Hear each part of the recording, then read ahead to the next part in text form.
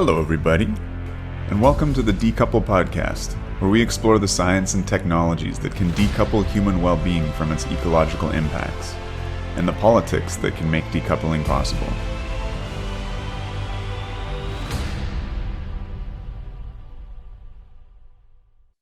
Welcome back to Decouple. Today I'm joined by Iida Ruishalme, and I'm going to get her to help me with the pronunciation afterwards, but I'll continue with the introduction. Iida is a biologist specialized in biomedical research, an environmentalist, a writer, and a science communicator. She has worked in environmental chemistry, diabetes research, pharmaceutical biobanks, and lab robotics. She's also a mother who takes the future of her children very seriously. She's become well-known and respected for her blog, thoughtscapism.com, which we will include in the show notes, and just a massive shout out to that endeavor. But, I always do background research on my guests, and Iida, this is maybe, I think, their second podcast appearance? No, I think I've been on maybe 3 or 4 over the years. I've got to track them down because I could only find one. And anyway, your voice just needs to get out further. So here at Decouple, the Royal We are really glad to be a part of exposing your ideas and your wonderful way of science communicating out to the broader world. I'm so happy to be invited. Thanks a lot. So, I typically get my guests to give a little bit of a more personal introduction of themselves, and I'm going to throw a little theme at you a little bit. So to sort of explain yourself, but also this concept of thoughtscapism, or maybe even the verb to thoughtscape. Right, so who are you? How did you come to that? Just give us a bit of a personal take on yourself. I actually was thinking about starting a blog for probably a year or two, but I couldn't come up with a name because I needed to start with a name. I'm also a writer. I've always wanted to write books. I wanted to be a scientist, and I wanted to be a writer for as long as I remember. So it was very important to find a good word, but I couldn't find any. Yeah. So basically, finally, I had to condense it to what is this blog about for me, and it was like generally all kinds of thinking when you really start getting into it. When you're like, how does it work? Why does it work like that? How can it be like that? So it's basically when you have an infectious kind of curiosity on something, you really want to dive into something. So then I figured it's sort of like you escape into your thoughts. You make this landscape, and you try to fit your understanding in the blocks, because when everything fits together and you see how it works together, this is this wonderful feeling that you get from understanding the world better, finding more knowledge that explains things to you better. So I figured thoughtscapism is the sort of the most narrow that I can come down to, because I want to be able to write about so many topics. I'm interested, obviously, in biology, since I'm a biologist, and biology and chemistry, and also physics, just because the universe is pretty awesome, and it hangs, it connects to living things. We don't exist without all the other sciences. And so basically I just figured that, okay, this is it. Finally, I'll settle on this name, and then I can actually get down to writing. So anything that I think is really fascinating can fit in there. Yeah, it's interesting you talking about sort of building this kind of architecture. It reminds me a little bit of that concept of like the memory palace. When people had to memorize vast tracts of literature, they would imagine a cathedral, and then in each sort of little alcove, they'd sort of slot in something they'd learned or that they were going to memorize. But yeah, creating that architecture is interesting. And yeah, your blog is really diverse. I mean, with this podcast, it's called Decouple. I think the audience kind of knows that concept and what it's about. I've tended to sort of keep getting drawn back to nuclear because it sort of feels like this ultimate decoupling tool, and energy being the master resource that can drive so many other processes that can hopefully allow human beings to sort of live sensibly with nature, allow humans and nature to flourish. So very interesting and such a good resource. And I want to like, I'm like, man, I need to have Iida back for more episodes, because I want to branch out and cover a lot of the topics that you've covered. So once again, absolutely amazing having you on. Now you've talked a little bit about the blog and its origins, but can you talk a little bit more about, I guess, your motivations? I think you've talked in the past about being a new mother, that sort of instinct of wanting to protect your kids. I think there's a Yeah. lot of cultural anxiety about like purity and wanting to protect your children from contamination. And I think, did it all begin with your thoughts around exploring like the organic food movement? Or am I off on that? Actually, it started with vaccines. It Okay. was I was always very interested in environmental topics, and food and agriculture is a big part of that. But it was first when I realized, when I didn't have, I was in Switzerland, and I gave birth to my first daughter, and then I didn't have the support network from my country. So I'm Finnish, but I've studied in Sweden, and I had left both those behind, and we were for work, we had gone to Switzerland. And then when I went online for support from expat moms that spoke English, but were in Switzerland, and the culture shock was really great, because in Finland and Sweden you have actually quite high acceptance of vaccines, for instance, and in Finland alternative medicine is very very on the fringes. You don't have homeopathy, or we don't even really know what it is. And when I realized how much people were pushing it, I love the way you said the purity or contamination of babies. This was basically the really the pervasive thinking, that you have to protect your children from this world that is full of chemical exposures of different kinds. And very much like, you can trust other mothers, but you can't trust whichever instance that you're talking about. Even I mean, obviously all big companies become these agents of malevolent agents somehow. And then if it's a personal source of information, then that's something that you can trust. This was the feeling in those groups where I was. And I was completely shocked when they said that you shouldn't vaccinate your children. And having a little it was during the first year of my daughter's life, and I was really emotional and protective, and just the feeling of knowing that somebody would willingly spread this information and do it to their own children, to leave them unprotected, got me really boiling. And this was at the point when it wasn't science communication at all. So then I just had to sort of process my own reactions to this. What can I do if I want to make a change that helps them?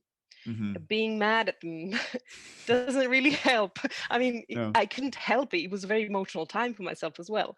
But then I started, sort of for my mental peace, I started compiling all the research on those different topics. And then I was thinking that, hey, they don't have this information.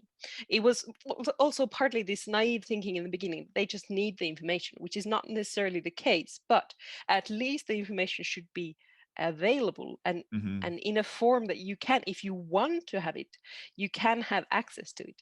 Because it's often, far away, very technical language, lots of strange terms, and lots of weird scientific uncertainty in all the way you put something. If you're thinking about how to protect my baby, and you go and say possible side effects are and adverse reactions have been, it doesn't sound reassuring. So I was just thinking, okay, there's a human step there in between that's missing, and I want to do it. I have this knowledge, I want to use it. So that's why I started first actually talking about vaccines. But it's interesting you talking about the language of science and the humility of science. There's a great quote by Winston Churchill: "What man desires is not knowledge, but certainty." And science can never offer that, in terms of this concept of the null hypothesis, and you can only reject or fail to reject it, and you can never make these statements. So in regards to vaccines, you can say there is no evidence of any association, but you can't say vaccines don't cause autism, as a pure scientist. And I wonder, as a science communicator, how do you feel about that?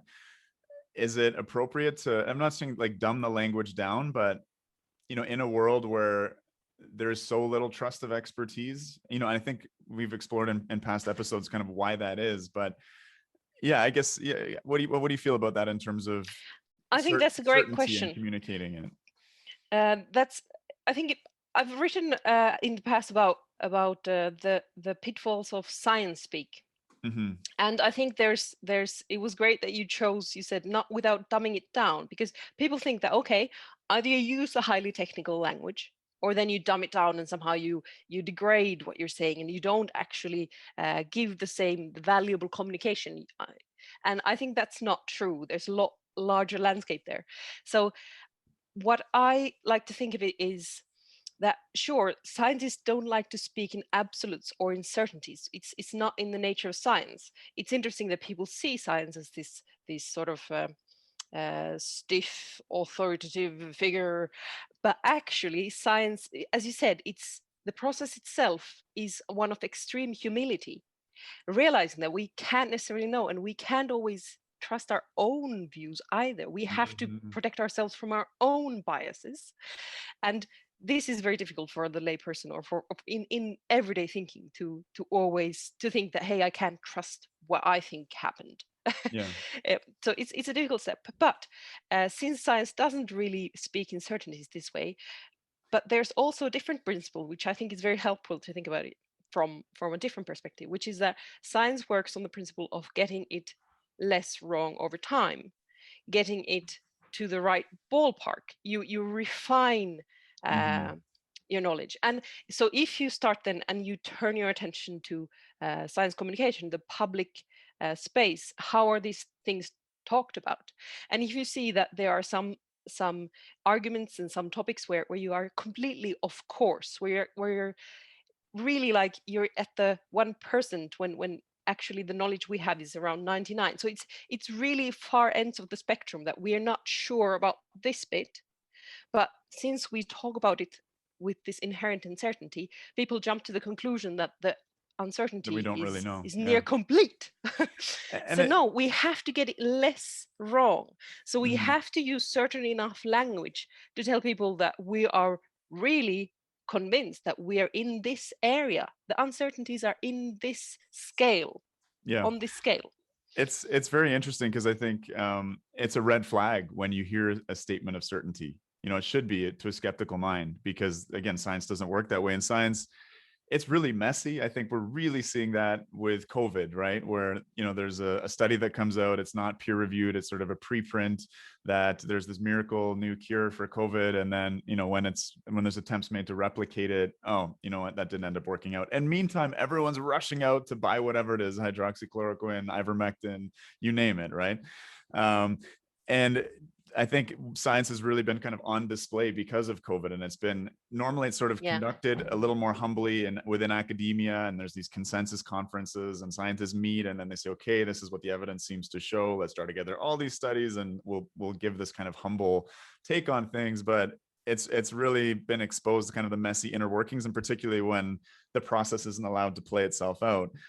I think the other element is that there's, science is becoming a kind of pseudo religion, and it's becoming, I guess, really integrated into culture wars. It's becoming hyper partisan. You can always find a scientist who will back up a claim, for instance. And, it's interesting, because I kind of think of you as,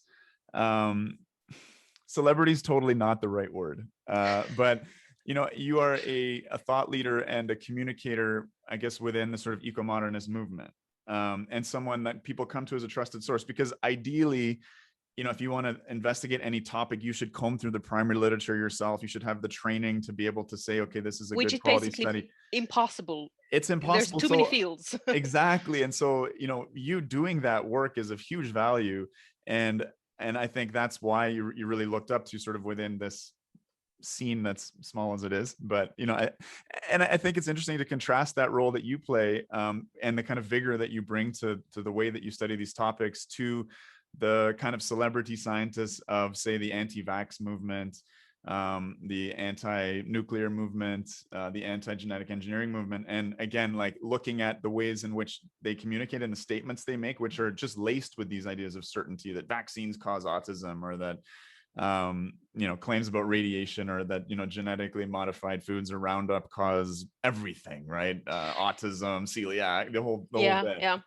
Actually, I think that it's interesting. I've used this, I've tried to turn it around sometimes, especially in radiation, because there's this inherent insecurity, like, might there be effects? How low dose do we need to have the effects? And this uncertainty is really scary to people, and it doesn't convey, it doesn't sit intuitively in our understanding. It gets inflated. If there's any uncertainty, there must be real danger. But then I try to turn it around and say that, okay, so we have a lot of research on how much radiation do you need to actually detect an increase in cancer rates. And it's impossible to say that for one person unless we go to really, really high doses. But let's say that I'm in a situation and I want to know how dangerous is this radiation here. And then I want to go to the point that how much would I have to get to have like a guarantee of having a little increase in cancer risk. And then that way you realize that having these huge doses on you, like way beyond recommendations, 200 millisieverts within a space of weeks or months or something like this is way beyond all limits, tenfold beyond European yearly limit for nuclear workers. And at that point you realize, like, well, am I guaranteed now to have those actual horrible effects on me? I've had this huge exposure. What does science say about my chances of getting cancer? And it's like, yeah, it's a bit like if you drink a glass of wine every day. This is about the kind of risk you're starting to get to with this dose. I'm like, all right. So there are lots of people drinking a glass of wine every day who don't feel particularly threatened. And don't think, but this idea that this horrible, huge dose is certainly dangerous. And then you contrast it with something, you realize that the uncertainties there too can actually help us give people an image of like, wow, it's not even guaranteed that I could get cancer, even from way, way, way higher exposures. Yeah, no, and I mean, it's very interesting looking at the Chernobyl cohorts and the people who actually got, acute radiation syndrome or sickness and, massive doses, life-threatening doses. And that within that cohort, I mean, I think 28 people died of about 130 people that got ARS. And, the remainder have been followed along, and there hasn't been a kind of excess really of cancer related deaths. There's been, cirrhosis, car accidents, things like that. So that's and I think we're going to talk a bit later about your trips to Switzerland's nuclear waste temporary storage site and to Chernobyl. And I think we'll get into sort of some of the psychology around that. That even people that are well educated, I think because of some of the I don't know, for lack of a better word, the drama about it, right? In terms of the way in which, like, if you enter into one of these sites, all the extra clothing you put on, the fact that, the doses need to be almost like lower than background radiation doses. Yeah, it's a theater sort of. Theater, that's what I was trying to say. Yeah. And that, I think, even on people that are well educated and comfortable with the topic, I think can make you second guess yourself in terms of like, well, shit, if I'm going through this whole ritual, and I think about, well, what's, if you were to go visit a coal plant, like you put on a hard hat, right? And there's particulate all over the place. Like it's wild, but maybe we'll get to that a bit later.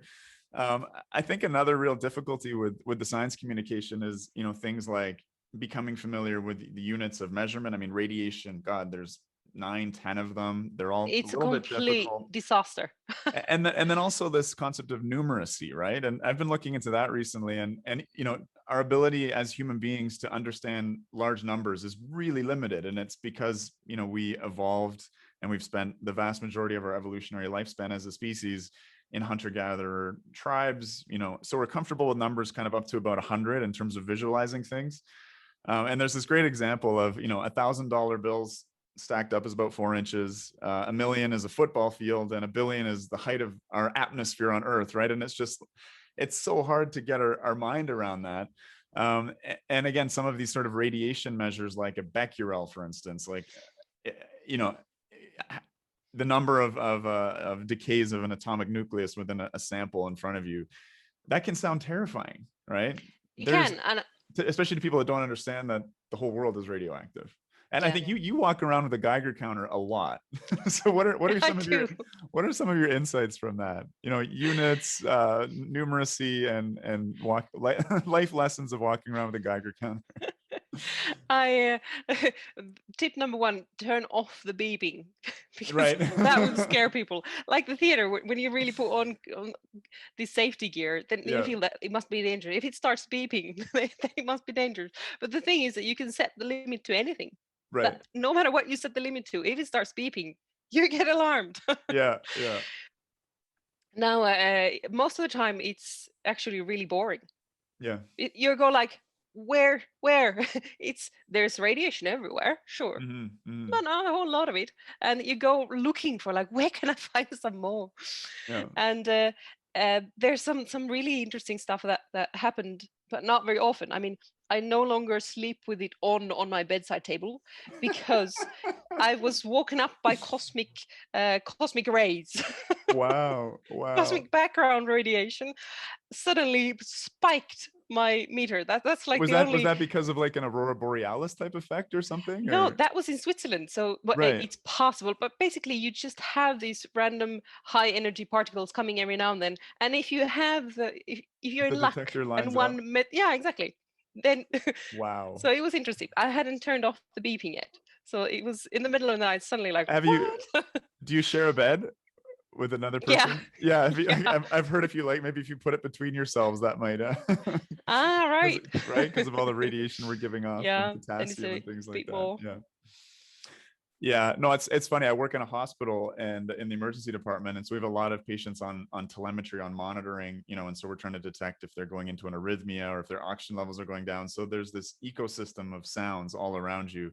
Right. Sometimes I compare it to like being in a very biodiverse marsh, and you hear sort of like the chirping of birds, and you hear tree frogs humming away, and it starts to just fade into the background. Yeah. As you realize that, like, and it's and there's certain alarms that go, okay, we've got to there's a code blue, we've got to go rush Right. and save someone's life. But yeah, it's very interesting in that, like, inability to detect. I mean, I guess the way they used to sort of detect radiation and radiologists and x-ray things was this erythema test. Like, you'd put your arm in front of the beam and your skin would turn a bit red. Like, that's the threshold at which we start to detect radiation.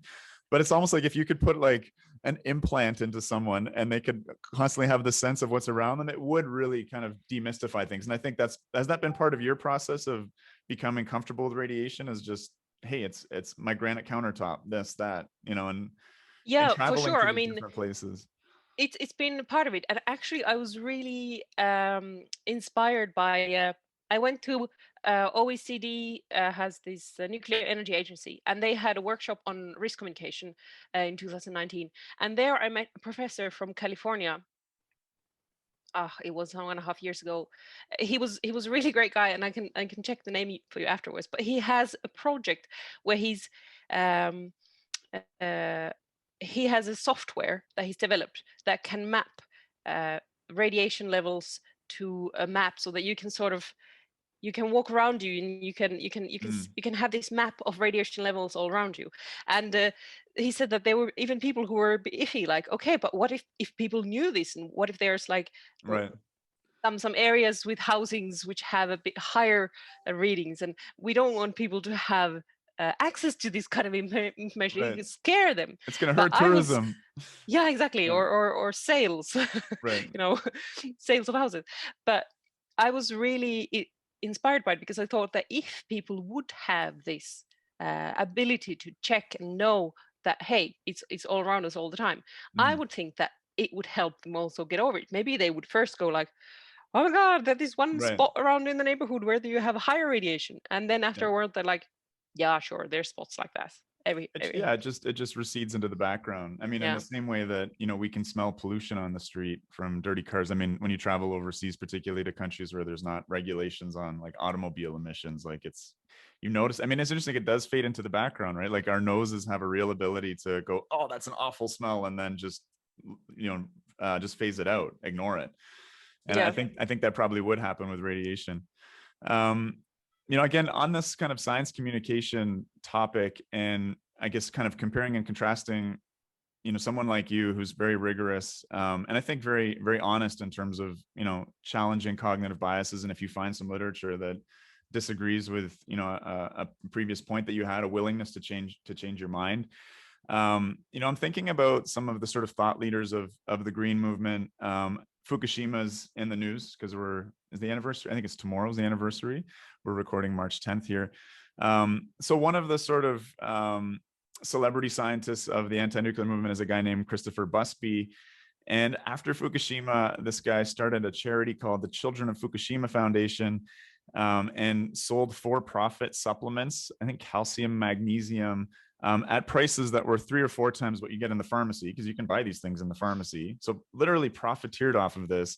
And he was spreading a conspiracy theory that Japanese authorities were spreading nuclear contamination all throughout the entire country so that we wouldn't be able to detect an increase in cancer in the Fukushima prefecture.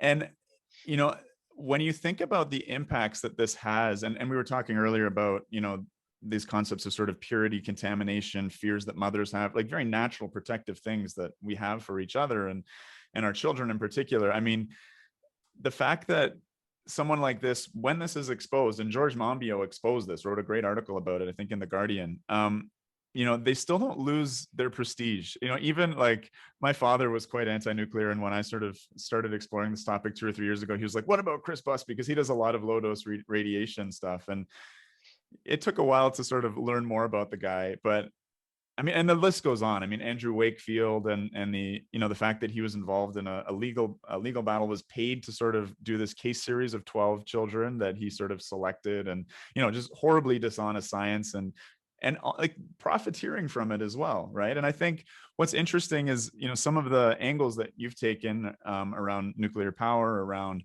glyphosate, for instance. There's this immediate, well, you must be paid by the industry, right? I mean, look at that expensive poster you have on the wall, right? I mean, this is, you know, so it's just interesting, like to compare and contrast like these figures. And I kind of think of things as there is a bit of a battle of ideas, right? Like, we are trying to make decisions. We're trying to sift through the evidence and, you know, create the brightest future possible. And yeah, it's just, it's very interesting kind of looking at these two phenomenons and these two ways of seeing the world. And, you know, I don't want to paint sort of like the eco-modernist movement as perfect. I have qualms and critiques, but yeah, I think that's an interesting phenomenon, that red flag of certainty. And then, you know, seeing some of the financial benefits. I think about like Helen Caldicott and the number of honorary doctorates she's had like bestowed upon her, and someone like you, where you have a great blog and I think you have the respect from within the community, but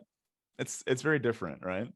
Yeah, I mean, I have no financial gain from this. I'm just in the happy position that I have the time and possibility to do this on my free time. And it's just, it's really interesting to hear all these people say that you must be paid for this industry and you must be paid for that industry and that third industry. I'm like, all these industries, really? And yeah, it's just, I think that actually helps to take a step back, because a lot of these topics, nuclear, pesticides, GMOs, vaccines, all kinds of topics where we have this automatic flare up of must be something dangerous, and we assign more weight to it than we would have to if we actually looked at the evidence. But the feeling is there, so it gives us this flare up. And if you go to someone who already has this and you say that, you know, you're wrong, look at this, it's not like that, you have a natural reaction to take a step back and dig deeper. But it's actually a little bit helpful, I think, to step back and take a look at the psychology of risk, because it's not something like that, you're wrong here. No, I'm just discussing the interesting fact of how our minds work and how do we interpret things. And if you have any curiosity for this, I mean, there's lots of people who think that it's just very boring and they won't listen. But if you have any curiosity for this, or if you can be convinced this is actually important for you, if there's a topic that might hurt you, and where do we easily go astray? How do we take a false step? What does risk psychology tell us about that? That it might actually help. It's because nobody's is paying me to get people to think about risk psychology. It's like there's not an industry that's I don't profit from it. So difficult to see the path. let's dive into this concept of risk, right? Because I mean, I think one of the things that I sort of talk about, like two areas that I wish were better taught in school, and two concepts that would just dramatically change society and help people be better decision makers, both policymakers and, you know, members of a democracy, right, who are asked to make choices. And one is, you know, understanding correlation versus causation, and the other is this concept of relative risk, right? And the way I see things right now is basically, societally, we've ruled out nuclear energy as a tool for fighting climate change because of our fears about what about the waste and our anxieties about radiation. And we're amplifying these risks to such a degree that we're completely ignoring the almost certainty of, well, certainly the certainty of some climate impacts. How severe those become is a real question, but non-trivial chances, not that we could head towards hothouse Earth type effect. And we're ruling out probably the only proven scalable decarbonization tool that we have. Because of that concern. So one of the concepts in sort of preparing for this interview and reading through things was this concept of hazard versus risk. Can you break that down for our audience? Sure. I mean, hazard is anything that has the potential to cause harm. Mm-hmm. And very usual example is to use animals, because animals are very intuitive. We know animals can be dangerous. Yeah. It's sort of a primal example. That an animal can be dangerous, a bear or shark or something like this. Mm-hmm. But then risk is, how likely am I to be attacked by this bear? How likely is this bear or shark gonna bite at me? Mm-hmm. Well, the exposure to wild free bears around me is very low. So right. Although a bear, if it's angry and it's close to me, is a real hazard. Yeah. The part about risk is, how close is it to me? Mm-hmm. How likely am I to meet one? So with animals, we understand that there has to be exposure. We have to have a relevant dose of bear. A right. hair isn't enough, or a whiff of bear, or a sight of bear somewhere far away in a cage. Yeah. It's not enough. We understand this very palpably. And then we move to these abstract things, which is a great richness of human cognition, but also something we don't actually have a very good handle on. So mm-hmm. This abstract risk that I know there's a contamination of some kind. Mm-hmm. Okay, these contaminations, they are hazards because they can, when given in large enough dose, they can cause harm. But it's very difficult for us because if we can't see and feel the what kind of dose, yeah, is it palpable for me? I know that water is dangerous in a dose like when it's above my head and I can't get out. That's a very dangerous water dose. Yeah. One example that I love, and it harkens back to our discussion about sort of purity, right, and contamination is this anxiety about aluminum in vaccines, for instance. And so I've just got a fact pulled up here. In the first 6 months of life, from all the vaccines a baby will get, they'll get about 4 milligrams of aluminum. And that sounds kind of, what the hell? I think because we think of aluminum only as being in cans or something, and we don't think about bauxite and the fact that it's a ubiquitous element on the periodic table, right? But, the average human body contains 50 to 150 milligrams of aluminum in it at all times. And a baby that's breastfed will get 8 milligrams just in breast milk. And a baby that's formula fed will get 40 milligrams. So when you are able to put things into that context, and I think like if we were able to get through this sort of, I've had it described as sort of like a romanticism about nature and about these concepts of purity, and see the world as this nuanced place that's full of, hazards, but understanding that difference and, to risk and situating things within that environment of, again, well, what's in the vaccines versus what's in breast milk, and how relevant is. Yeah. And I have this fantasy that I want to show to people this image that we see the world as very like, I'm here and I'm separate from this block table here, or the walls or the air. I breathe in some, but we have this very distinct feeling that we're like blocks of things, yeah, living things, but still. Right. But then when you look at when you dive in and when you go into really small scale, we're really these completely dynamic clouds or aggregates of molecules that are constantly changing, constantly meeting other molecules. We live in a sea of molecules, and they're interacting with each other all the time. And in order for a molecule, for instance, to be this shark, you have to have an army of these molecules that can invade deep in your body and meet lots of other molecules. In a way, I want to give these people this image of the richness of life on microscopic scale. Did Like, you see? please, can you do animations of like this or something? There was a recent viral image that makes me think of that, and it was beyond electron microscopy. There was, I forget, another technique that was employed as well, but it was this beautiful image of a cell, and it's just full, you know, and you can Yeah, see I the think I've seen the same ribosomes, and ones. you can Yeah. see the cytoskeleton, and it's absolutely incredible. And it kind of reminds me of our discussion about, you know, if we could sense, if we had a Geiger counter kind of built into us all around us. I mean, if we could see, because yeah, I think you're totally right. We think I'm a human. This is a human body. I'm 100% human. And we can go down, you know, various magnitudes of, you know, into microscopic and even elemental worlds. And I'm a collection of atoms. Oh, like I'm mostly actually like empty space between like a nucleus and an electron shield or whatever, right? It's absolutely dazzling, and it's kind of beautiful, and I think that's the kind of thing that gives us the dopamine hits, the kind of nerds that we are. Right, exactly. Let's talk a bit about, because I'm very interested in sort of the cognitive basis for why we think the way we do, and why we have these fears that we have, and why we make kind of emotional decisions versus rational decisions. There's that Nobel Prize winning economist Daniel Kahneman, who talks about sort of thinking fast and thinking slow, systems 1 and systems 2 thinking. And systems 1 is that sort of emotional response, which, you know, we can't constantly be doing the math and figuring out and judging every single decision we make in life. And so we need to, you know, we need to actually rely on this kind of emotional decision making kind of 99% of the time. I mean, also just in terms of, We absolutely need shortcuts. Yeah, they're absolutely vital.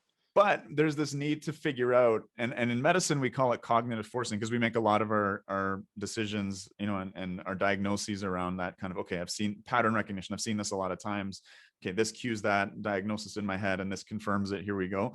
But you can certainly have other like cognitive errors, like premature anchoring or availability bias. I saw this horrible case of, you know, this rare disorder, and now I'm worried about it in everybody, and I see it everywhere. So we have this concept called cognitive forcing. And so we recognize, okay, we have systems 1 and systems 2 thinking. We have this intuitive versus this rational thinking. But the key thing is to, like, it's called cognitive forcing. So it's kind of like being able to recognize when you've got to turn on the systems 2 is really vital. I'd like everybody to have this this button that every like now and then you have to alarm or push something. it. Yeah, a little alarm that could go off, like ding, ding, ding, ding, ding. And I mean, I think that's how we have to train our thinking. Yeah. And then there's this other concept. Have you read Noah Yuval Harari's book, Homo Deus, or Sapiens? No, I haven't. So he's this Israeli historian who's, you know, wrote a big vast book about the history of humankind, and then this sort of the future of humankind. And he talks about like emotions or algorithms in terms of decision making, right? And it's the sort of byproduct, or like the exhaust of this rapid cognitive process that's going on in our brain to make a decision. And he gives this example of, you know, a baboon that sees a banana tree with a lion sleeping under it. And, you know, it's going to make that decision about whether to go and get the banana based on a whole variety of factors, right? And the processing that's going on in the brain to do that are, you know, too rapid to really, I guess this is an example of that systems 1 thinking, right? But like, does that lion look sound asleep? How ripe are those bananas? You know, how fast can I move? Like, how's my hip feeling today? It's a bit sore, right? And then that's manifested as like, no, like fear, like this isn't worth it, or like a desire, you know, hunger, a desire for the food. And maybe I'm going off on a little bit of a track here, but I'm just interested in, you know, recognizing, I guess, how humans have got to the place we have, where I think we're really at a dangerous point in history where, you know, we make so much of our political decisions, who we vote for, off of a feeling. What does their hair look like? You know? Yeah, I mean, there's this two aspects of it. I think that it's great to realize that we all have this process. We all have this. It's easy to say that, well, we take a step back and we think about rationally about our thinking around risks, but that's great if we do it and as often as we can do it and have the resources to do it. But to realize that everybody has this, and also to understand that yes, it's vital for our functioning, because you just have a cognitive overload if you have to make really hardcore long reflections on every topic rationally. It doesn't work. So we need these shortcuts, and to have sort of empathy for, sure, people have them, and they're not evil because they have them. They can make mistakes because they have them, but you can understand them. You can understand why people hang on to them, why it sort of gives a great relief to have this certainty that, wait, this makes me scared, I should avoid scary things, this is definitely a scary thing that I can avoid, and now I'm making my world more safe. And this can be a tremendous thing for a person to have, this agency that I'm making the world more safe now for myself and for my family and so on. Yeah. So to understand this and have empathy for this, and at the same time, we as humanity are in a position where we are capable of more than we should possibly be, because of our cognitive failings on perspective, especially as societies on large scale. And we should be held responsible. We should be said like, hey, you can't do that. We have to take a step back and we have to reflect. We are responsible for what we do. We really need to do it. So it's sort of a balancing act between this being spiteful to humanity, like, how can you be so stupid, people, societies, why do you make these decisions? You can't, this just doesn't work. You have to do better. And at the same time, at individual level, have this understanding of what are these mechanisms, and why do people react like this. And not both being making people responsible for their actions, and not judging people, but trying to help them. How do we make it more, how do we make this cognitive forcing spread? How do we make it sort of a part of every people's civilization? It's a general a step of civilization that, that, all right, I have to think about these risks again. And I think one of those like cues for cognitive forcing, is you have to identify these kind of red flags. And one of those things would be like when a scientist or figure sort of states something with absolute certainty, that should be a red flag to you and force you to do a bit of cognitive forcing. And then, okay, I've got to turn on that systems too and use my rational mind to assess. In a perfect world, I think another thing you said though is so important, and that's the empathy part, because as science communicators, I think we often get you can get into a place of bitterness and anger and frustration at the Sisyphean task, pushing the boulder up the mountain of trying to communicate issues, especially when there's such societal biases around, say, nuclear energy or genetic engineering, or for God's sakes, even controversy around something as unambiguously beneficial to humanity as vaccines. But that empathy is, I think, really important, and it's helped me, I think, to be more convincing, because people get their backs up when you're coming at them aggressively, and when it turns into sort of a battle of the wills, and it's not good for you, or it's not good for us either. To stay on this mode. I realized that I don't like myself. I get upset when people make choices which I think will hurt their families, but then I realized that it is upsetting, but going on that track, it makes me a worse person as well. Instead, trying to sit down and how can we figure things out together, how can we find out something together, trying to get this, let's turn away from each other and look at the same direction, and try to recognize that we have these similar values. We share these goals. We want safe futures. We want a rich natural world. We want this. Let's feel for a moment that we really want this, and then try to start from the beginning and think, how do we do this? How do we know how we do it? And so on. So it's I don't want people getting stuck in this bitter and frustrated mode. And for that, I think that's this best medicine, is trying to do things together, trying to stop going against. We have this unfortunate tendency, probably we've had it a long time in evolution, to try to butt heads. That it's only helpful for so long. It's not very helpful, I think. This is a total aside, but I used to train sled dogs for maybe in Finland you'd be familiar.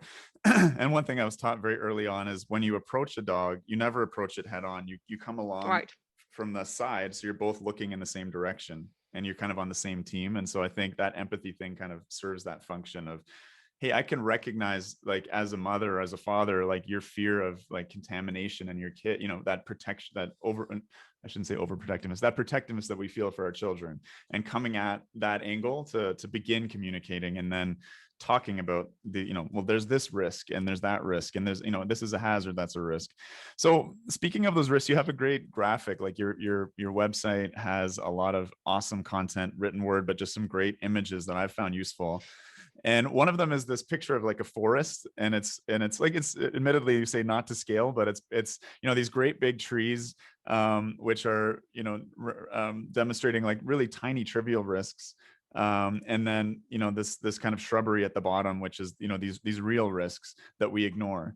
And I think you've kind of talked about like there's the success of public health and good governance, and certain regulations have brought about these amazing, like the public health measures that we have. And there's such a kind of cognitive pessimism that kind of pervades our culture, that we haven't made improvements, that things aren't sort of better than they've kind of ever been, in a sense. And I mean, there's a total pairing of that, which is there's a lot of environmental degradation, and that's the purpose of this podcast, and I think the movement more broadly, to try and synthesize all these benefits we have, lack of vaccine preventable diseases, very few famines anymore, these kind of things. But there's almost like, you get the sense that there's this kind of like societal decay, like when we get to a stage where we've eradicated a lot of these big risks, is it inevitable that we end up focusing on these trivial risks and blowing them out of proportion? And a lot of anxiety, right? Like you talk about the sort of anxiety around pesticides, for instance, and Yeah. the communication of the organic food lobby. Maybe people are eating less fruit and vegetables, which is ultimately, having a diet rich in fruit and vegetables actually is something that can prevent cancer, whereas the trivial amounts of pesticides are a hazard if you were to stick your head in a bucket full, or guzzle straight pesticides. But the residues on foods, I think, are pretty insignificant, Yeah. right? Yeah, for sure. I mean, the this infographic that you talk of, it's really great.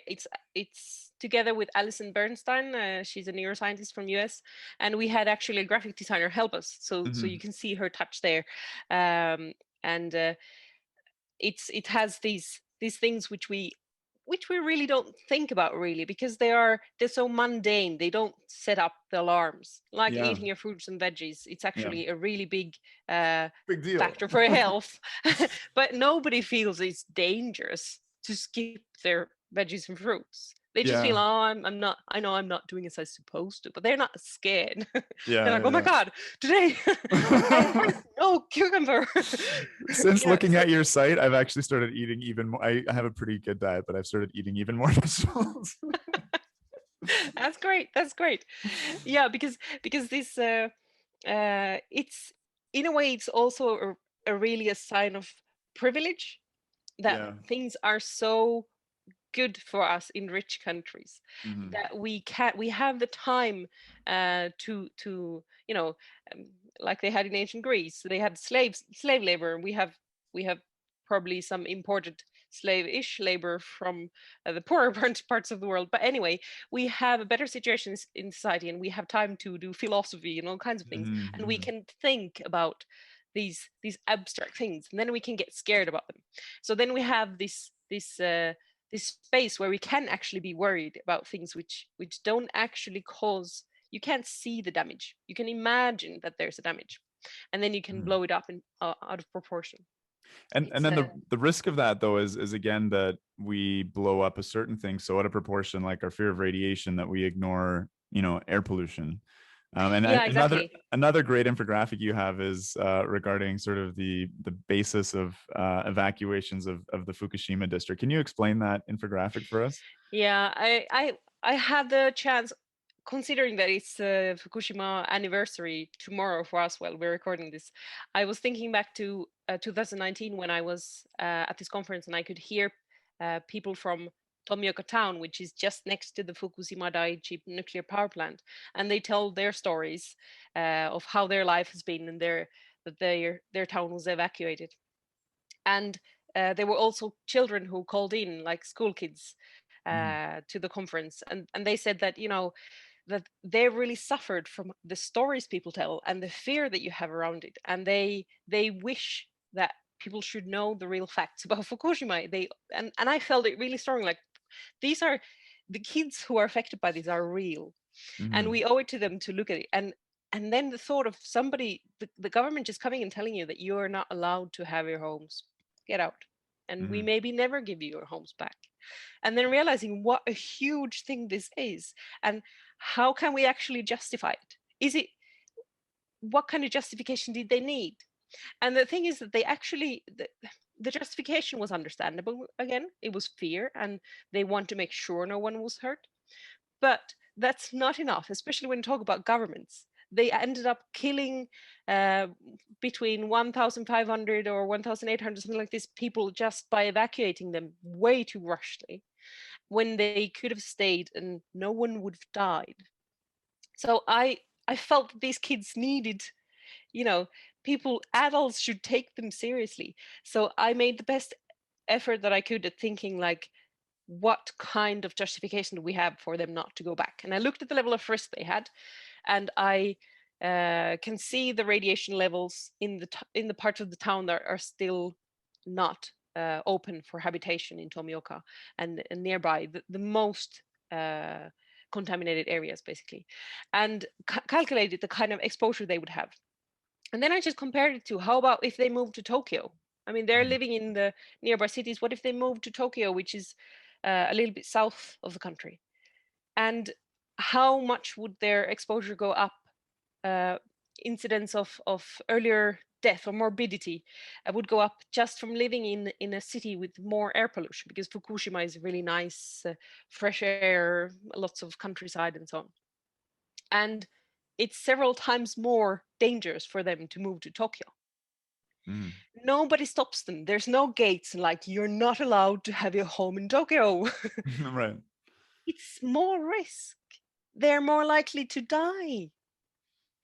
And yet the government has the right, the social license, sort of, because of this fear, to stop you from having your home in this one place, and not on all the other places that have risks that are so much higher. It's really shaking to think. What were the numbers again? Like, it was in terms, I think your metric was risk of premature death, or number of years cut off of a expected lifespan.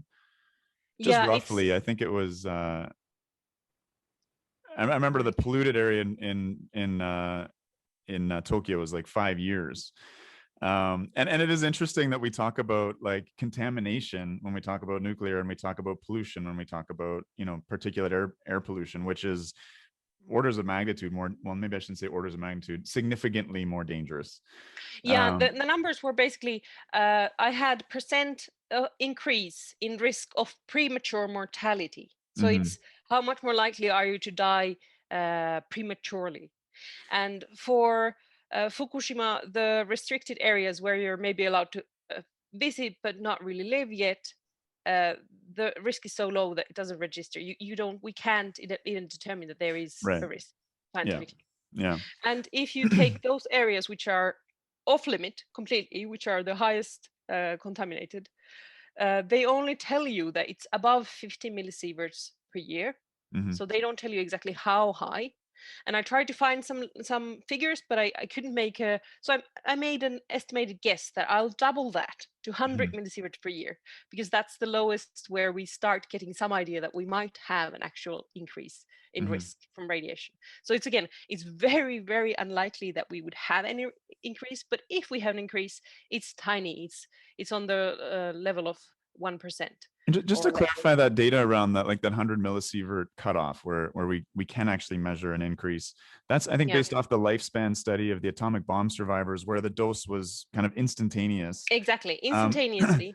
And so, I mean, when I like LNT, it's still like, I've studied it a fair amount, but just to get my head around it, the premise is, there's no safe dose, no matter how low you go. And it doesn't really matter over what time period you get the dose. And it doesn't matter, like, it's sort of a cumulative dose as well, so that we measure that total dose over 20 years, not the dose per year, per whatever other unit of time. I mean, these are just, you're using kind of worst of worst case scenarios. You're using that the kind of lifespan of an instantaneous dose versus something that the body can obviously respond to. Exactly. Lots of DNA repair mechanisms. It's interesting that, the things we fear, right? and particularly around radiation, and maybe around vaccines, things like kind of cancer, like these autism, like mysterious diseases, whereas, particulate air pollution causes heart attacks, strokes, lung disease. Is there an element of kind of, we fear what's, I don't know, we don't fear what's familiar, or at least in terms of, those cognitive biases we have around risk? I think, that's one of the big factors. There's if something's familiar or unfamiliar, that's one big thing. Obviously, all risks that are unfamiliar will be flagged. We don't know, it's better to be scared. We know, smoke, it's not too good to inhale smoke, but we know smoke. It's not scary. It's not good for you. Yeah. And so sure, unfamiliar and familiar. And then another really, which is almost a part of it, is natural versus artificial. Yeah. So if we feel that it's from nature, it grows, it's a plant, it's nobody put it there. It's probably not that dangerous. And again, this is just, if we go out and there's also weeds, we're used to knowing that usually they're not dangerous. Then obviously we have hugely poisonous plants and animals, so it's not error free. But then if somebody put it there, if it's a thing that somebody built, some kind of a weird gadget, well, let's be really suspicious about that. Yeah. And it's again, there's natural good reasons, because we used to seeing lots of stuff that are natural and familiar and know that usually nothing bad happens. But again, it's like this everyday scenario of walking in the forest. Think back to several thousand years. We've had these cognitive biases help us then. It was very useful for that practical, way of life. We didn't have this huge masses of information and these far-reaching scenarios, and we're not really equipped to handle those perfectly at first go. And then there's two more things which are major factors. Is, can you control it yourself? Yes. For lots of things, when if I know how I can affect it, then it's really reassuring. I have agency, and then I know somebody's doing it to me, and I can't do anything, and that's all. That's immediately really scary. So some examples of that would be like with vaccines. It's there's this kind of commission versus omission thing. So if your kid gets this horrible disease naturally and a horrible impact, it wasn't your fault. But if they were to get like a 1 in 10 million adverse vaccine reaction event, I guess someone else put the needle in, or they brought it on themselves. Or with nuclear versus a coal plant. I mean, I'm just trying to think of the difference. I mean, I think there's a really big difference in how we even have names for things like solar and hydro and coal. These are objects which we know. We know sunlight, we know wind, we know hydro water, we know water power. We have words for these, and we know how to control those. We can touch them. We can tend a fire. We know how burning works. We know how floods work. We know that, if there's going to be a flood, I should avoid it, and I should know how to swim, and I should have life vest. I know that sun can burn me, but if I use sunscreen or whatever, so I have ways of controlling those factors. But then we go to nuclear, and I don't even know the harm because I can't sense it. Right. I don't have a sense for radiation, so it's already unfamiliar, and I can't control it, because how does one even control a nuclear reaction? It's like only some very specifically trained, highly trained engineers have any idea about how you practically, what you practically do.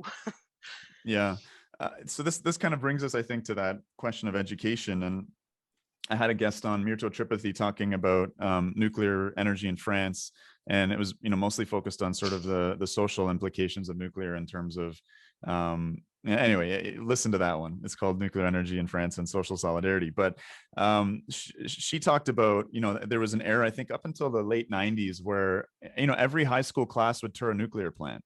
And so there was, at least you got some familiarity, right? You'd walk around Did you it. talk to Myrto? Myrto, yeah, I probably Yeah, mispronounced yeah. her name. Yeah.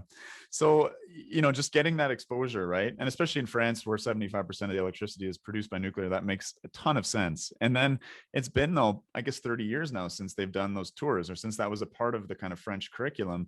And now you have a majority of people under 30 who think that the stuff coming out of a cooling tower is CO2 or is going to affect the climate, right? Like it's really a travesty. I was also really concerned. You talked about LNT and the irrationalities of that. And when I was at the risk workshop for Nuclear Energy Agency, I heard the French head of radiation protection there make a presentation on LNT, trying to say that LNT is valid and we should use it, and see, we can find this study where you do have this correlation and you can find these effects at very low doses. And it was the first lecture, and I really regret the fact that I didn't go like, wait, because I had read the review restatement on our best knowledge of radiation effects, which is from Royal Society from UK.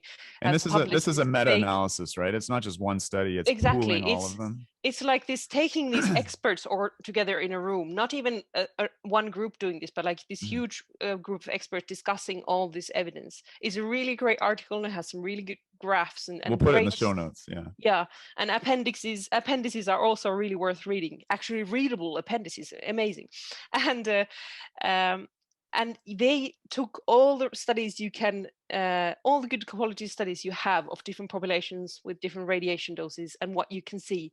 And the landscape is just this dotted little mess everywhere. Yeah. So it's like, sure, whatever point you want to make, you can choose your study. Right. You can say, look, this study says so. Yeah, this is exactly why the core principle of science is that you can't just cherry pick. You can't ignore the rest.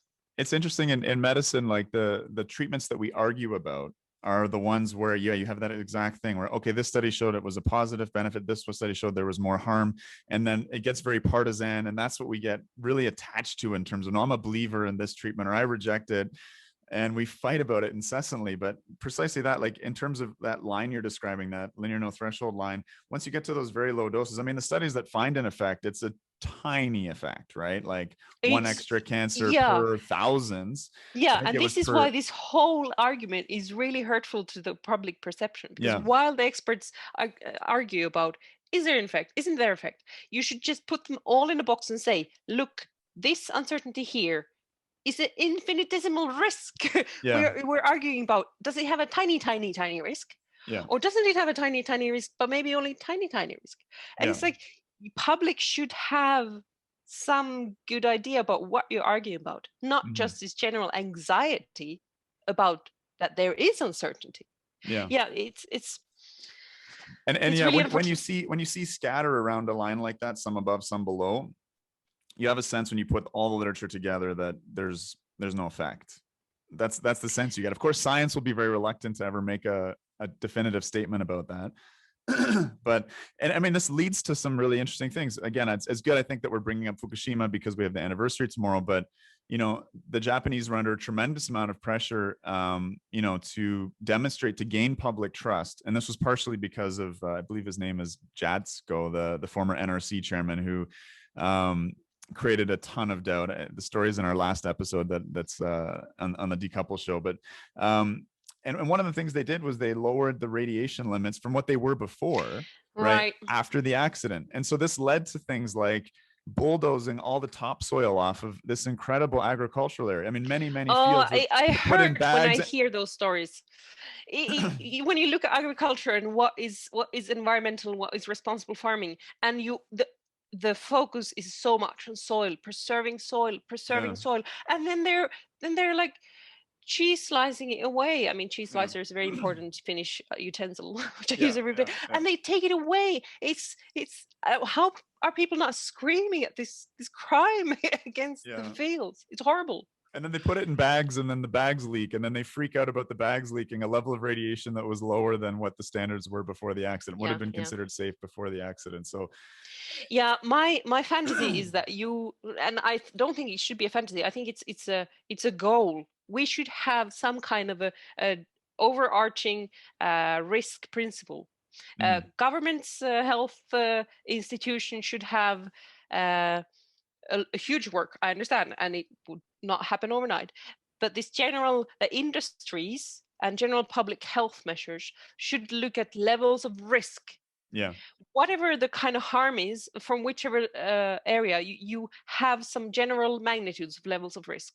And then your measures have to, you set your exposures to what you think is tolerable. You can maybe you end up raising some exposures and lowering some to bring them to the same kind of playing level field. of risk. Yeah. And then you have this all over, because then you don't get these completely irrational things where you protect people from something and not from something else. The fossil fuel industry would be put out of business in a flash.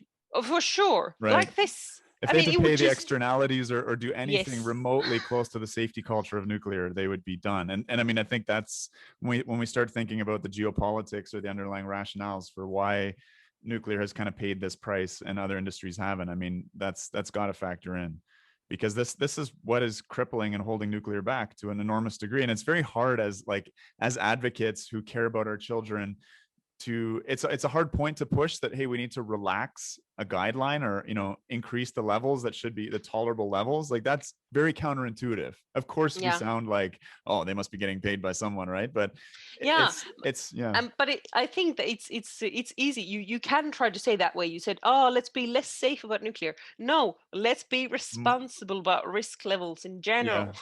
Yeah. This is completely irresponsible to create these fear images and ask people to be protected in one area but not in another. There's no rational for that. It's interesting the way that the fossil industry, for instance, like when the Clean Air Act came in under Richard Nixon, of all people, the environmental hero, when the Republican Party was strangely enough passing the most impressive environmental legislation of the 20th century, perhaps. But like having to put scrubbers on coal stacks to remove heavy metals, or controlling acid rain and things like that. I mean, they put up such a stink, it's interesting.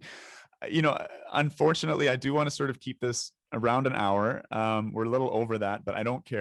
We're gonna go a little further. I want to do a second episode with you on your experience and your trips to Chernobyl. But as a teaser, because it's a bit of a similar topic, let's talk a little bit about your visit to the Swiss interim nuclear spent nuclear fuel or nuclear waste storage site, and a little bit just about the theatrics, because I think that's really interesting. And whether those theatrics caused you to sort of doubt yourself or to be nervous, or at what point you stopped being nervous. For sure. Every time I visited a nuclear plant or a waste repository, I think by now I've done this dance 4 times. Every time when you're doing it, the people who help you do it and explain things to you, they're all very, serious and matter of fact, and this is how you should do it. And I immediately mirror them, and I'm like, yeah, of course, safety is very important, and of course I will be careful, and I'll consider, and I won't touch things, and I will have protective gear. And I think one great thing that they told us, some of the things surrounding safety protocols were that they said that they had to, nowadays everybody has to also have a hard hat. Right. And it's like, okay. And so, because there's this one portion of the culvert where we go, where there's one part of the ceiling that's a bit lower. So there's a corner. And once a guest hit their head there. So now everybody must have hard hats. And if you just think about the level of protection you hear, think about kids going on a playground. Right. They big gravity hazards on the playground. How much should we protect them? But since you have this holding these people like little precious eggs, so that they will not be harmed in any way, and then trying to ask them questions about, well, how much is the harm then?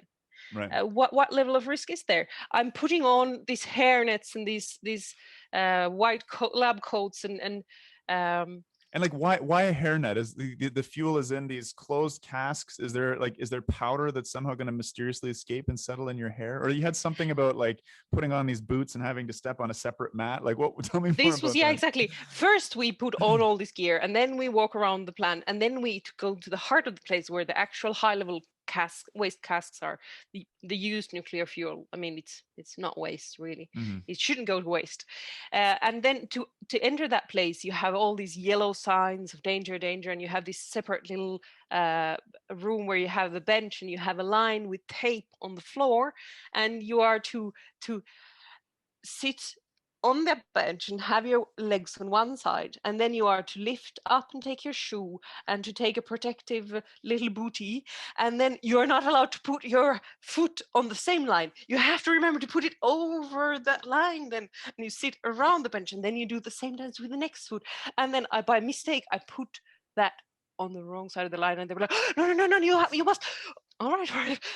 Now I have them both. It's completely nuts. I mean, the thing is that there are, because of our fears, there are so stringent measurement all the time that if I were to bring some contamination in, or uh, if they were not to detect that I came with an old watch which has a higher reading, then Right. my watch would not be allowed to leave the place again. And Oh wow. you know, Okay. stuff like this. Yeah, you have to be careful so that Because what leaves has to be a lower half the dose of natural background radiation. I think you said 0.1 microsievert per yeah, hour. Okay.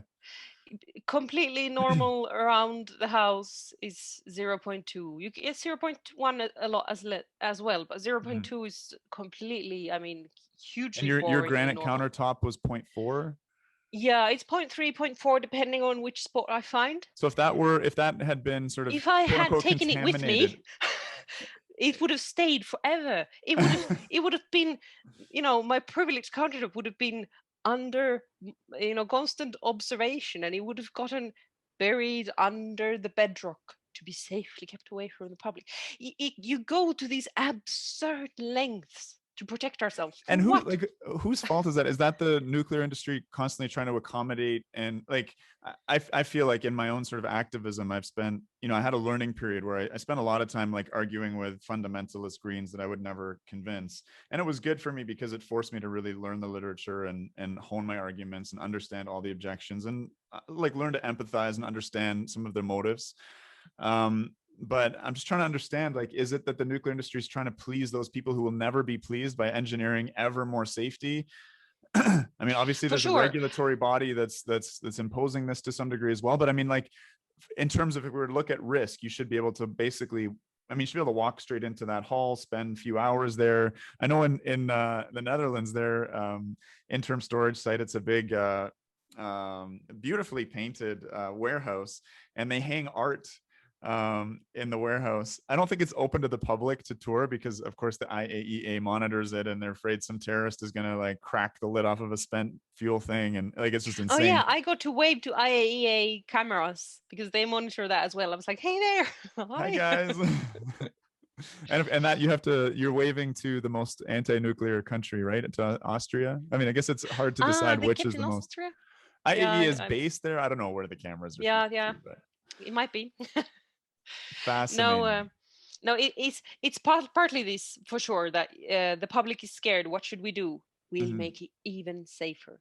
And then you're not a risk psychologist, and you don't realize that by underlining that there's really no rats in this restaurant. Not a rat. We haven't seen any rats today. In fact, no rats whole week. And we And the have people rat would traps everywhere, and we have immediately be backing away, like, all right. yeah. So underlining the safety reminds us of the risk. Yeah. So hyping it too much is actually counterproductive. But then I would say also that people in the nuclear industry have these same fears. They have these Yeah. same biases. They're also scared, and they've also heard from people. They also, unless it's actually their job to uh, read through the research and really try to understand it and so on, they might not even have the time to really be set into the finesse of the arguments. They just know that, oh wow, yeah, and there was a leak, and oh, something could happen, and they have the same fears as Yeah. I anyone. mean, if you're participating in the theatrics, of course you would, right? Like when you go to work at a coal mine and I think a lot of them don't even wear masks or anything, right? And you just put a hard hat on. Yeah, Yeah, it's nothing. It's just, yeah. you're not thinking about, oh my god, all this stuff like black lung and all this stuff deposited, like, unless you watch Zoolander or something. Yeah. You're not thinking about all of those harms, because you're not reminded to on a Yeah. moment to moment basis. And I mean, the safety culture, I've had some people from nuclear unions on, and you know, it is remarkable, like 22 million hours, like accident free hours at, you know, one of our Canadian nuclear plants. Like that's great, and we should keep our workers safe, but there's stuff that we do that actually, because the safety culture is dialed up so much, we actually put people at a bit of risk, because they're so obsessed with not tripping on their shoelaces or whatever, that they hit their head on the beam or something. Yeah. But also, like, when you set these, when like you keep going as low as reasonably achievable, and you set the standards lower and lower and lower, there's no going back from that. Yeah, and I'd argue right? that that's not reasonable. That they actually missed a big part of their limit. Yeah. As reasonably achievable. Well, maybe there's a like, is it doable? Yeah, it is doable. We can do even more, but is it reasonable to do so? Yeah. No. Is there? Yeah. Let's go down to a set level of risk. Let's avoid a set magnitude of risks. Yeah. Let's just go to that. Right. It's actually very completely unfair to think that somebody else has the right to harm the whole populace just like that. Yeah. No regulations on how many deaths are they allowed to allowed to cause. Yeah. And then somebody else, you know, don't cause any and are regulated almost to death. It's yeah. No, it's fascinating. I mean, I think, you know, one of my latest revelations that's kind of got me up in a tiffy, because, you know, when you bring up nuclear energy, objection number 1 or 2 is but what about the waste, right? And there's no solution. And I was talking to someone about our deep geologic repository that we're sort of researching, and I understand Finland's actually building one right now. But the rock, I mean, there's all these multiple layers of containment. You know, the fuels inside of these zirconium alloy rods, inside of a steel cask that's lined with concrete, inside of a copper tube buried in bentonite clay.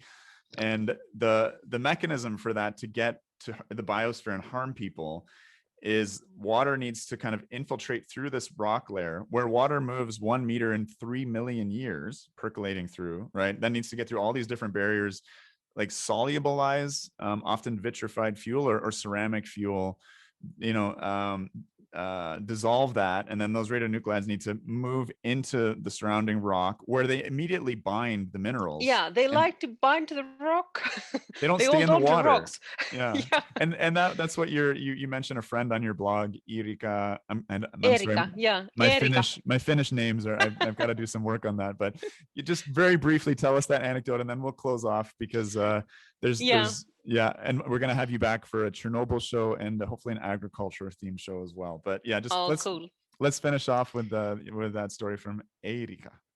When my biggest worry was still the nuclear waste, my friend told me that she used to be against nuclear, but then she decided that, well, she wants to be a chemist, so she can study radiochemistry and have even better arguments. She likes to have informed arguments. And during her studies, it was a big revelation. And she even got to do an experiment because of the nuclear waste repository we're building. They got to actually experiment with Olkiluoto on the scenario of what would happen if you had the rocks of Olkiluoto and you'd have all this leakage, and you release these radioactive materials into that bedrock.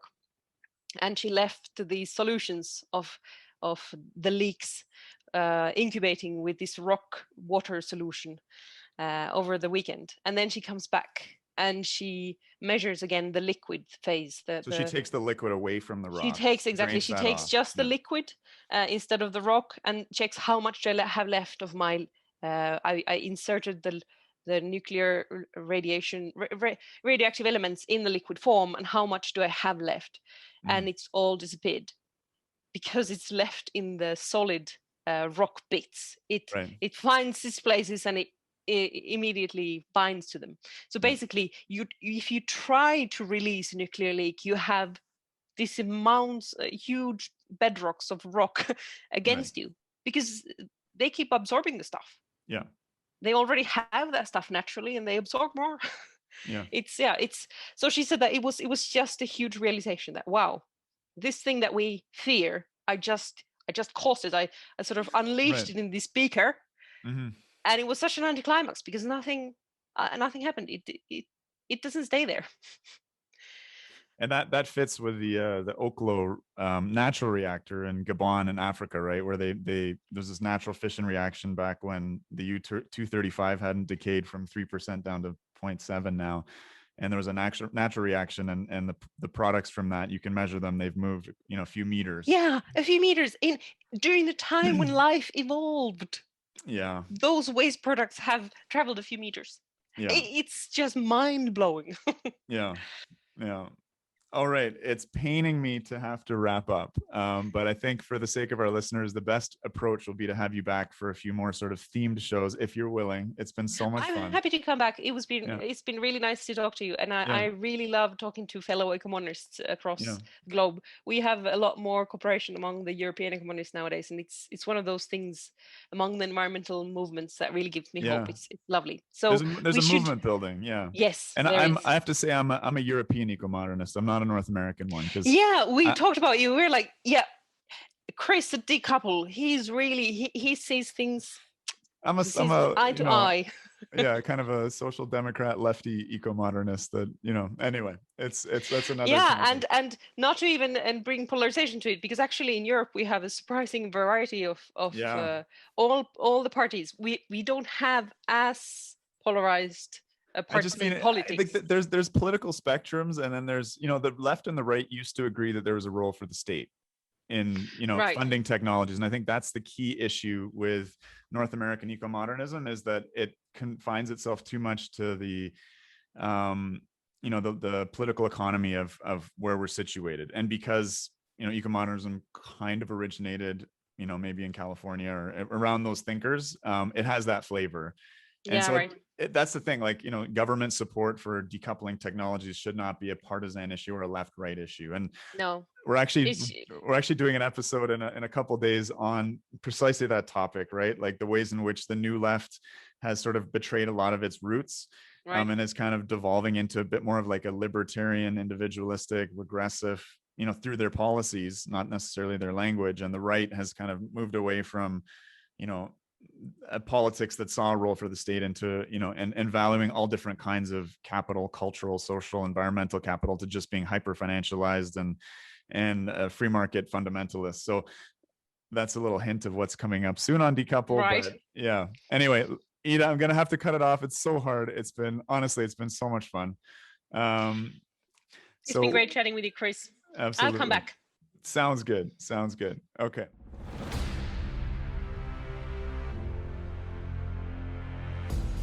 If you enjoyed the podcast, please make sure to subscribe, like, and review us on your podcast platform of choice. Until next time, guys.